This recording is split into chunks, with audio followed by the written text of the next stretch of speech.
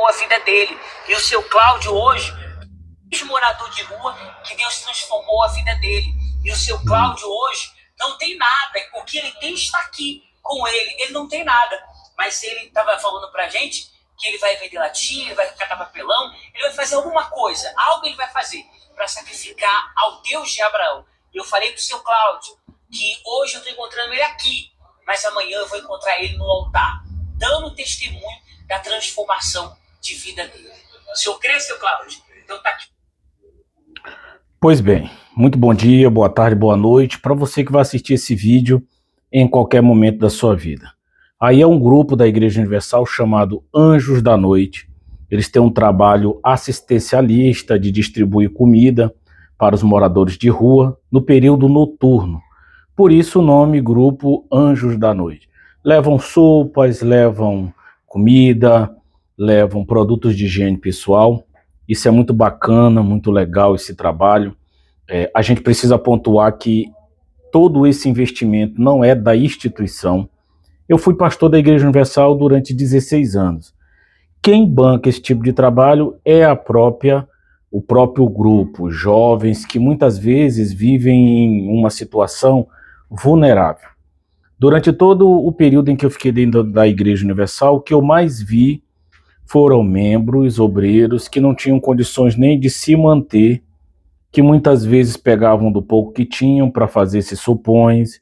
Alguns iam atrás de membros que tinham um dinheirinho mais e pediam para esses membros 1 quilo de feijão, 1 quilo de arroz, para fazer esses eventos.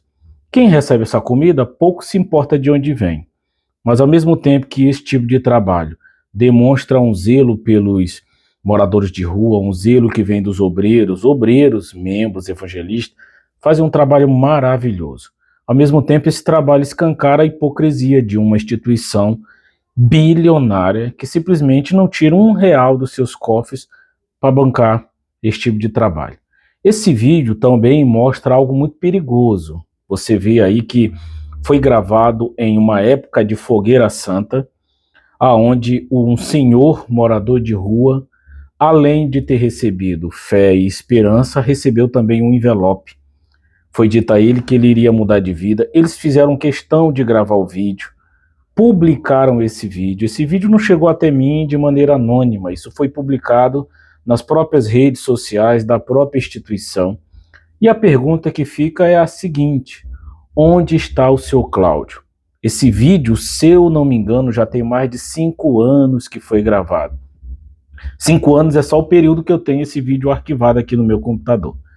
Provavelmente ele deve ter muito mais tempo. Onde está o seu Cláudio? A fogueira santa mudou ou não mudou a vida do seu Cláudio? Essa discussão, essa pergunta, ela também acende um efeito psicológico chamado efeito granada. O efeito granada, ele é muito usado em discursos na televisão e principalmente dentro do templo. O pastor chega com aquela discussão de que Deus está falando com ele, que tem alguém ali precisando de uma oração no casamento. Você tem 1000 pessoas no templo, automaticamente alguém está precisando. Então o efeito granada é assim: a granada, quando ela explode, ela libera energia para todos os lados. O efeito granada é quando você joga uma sugestão para todos os lados e em algum momento essa sugestão vai pegar. É o que a gente viu recentemente com o pregador Miguel, que quando estava pregando, ele do nada parou a pregação e disse que eu tinha um tal de Kleber chamando ele de falso pastor, e ele disse: olha, eu vou revelar que você tem amante, que você tem uma camisinha na carteira. Não sei se você chegou a ver esse vídeo. Você tem uma camisinha na carteira, e aí todo mundo fica muito horrorizado. Nossa, Deus de fato está revelando ao Miguel, ao profeta. Na verdade, isso é só efeito de sugestionamento. E mesmo se fosse alguém presente ali, que ele recebeu a revelação de Deus, que não é o caso, não caberia a ele estar expondo os pecados, e eu digo pecado na ótica da moralidade da instituição, um pecado de um desafeto. O verdadeiro pastor está pronto para conviver com críticas e com desafetos, sem necessariamente baixar a discussão para o limbo, para simplesmente sair como alguém que venceu essa discussão. Então eu queria muito perguntar para você: O que você acha desse tipo de vídeo? Expor as pessoas, o mendigo fragilizado, gerar nele expectativa, a pessoa já está morrendo no limbo, e aí você ainda pega um envelope e dá para ele, você vai vender latinha para você fazer o sacrifício, levar para a igreja.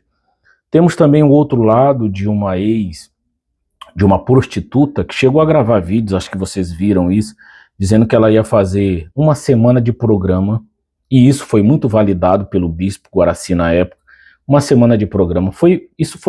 Isso apareceu no próprio programa da Igreja Universal. Isso foi geral. Eu tenho esse vídeo aqui no computador. Ela disse: eu vou fazer um programa e eu vou, durante toda essa semana, todo o dinheiro que eu gastar nos programas, eu vou doar para o Templo de Salomão, na época da construção do templo. Esse vídeo, inclusive, ele é muito mais antigo, ele foi gravado antes de 2014, antes da inauguração do templo. Uma prostituta dizendo: vou fazer programa, e ao invés dela ser acolhida, ela foi incentivada a continuar fazendo programa para pegar o dinheiro e doar. Quer dizer, isso acende uma discussão interessante. Até que ponto vale a intervenção para arrecadar dinheiro? Como é que fica essa relação com essas pessoas que são fragilizadas e que muitas vezes são usadas nesse marketing? Cadê o seu Cláudio, que até hoje não apareceu para mostrar a sua grande transformação de vida, mostrar sua mansão, seus carros? Onde está o seu Cláudio?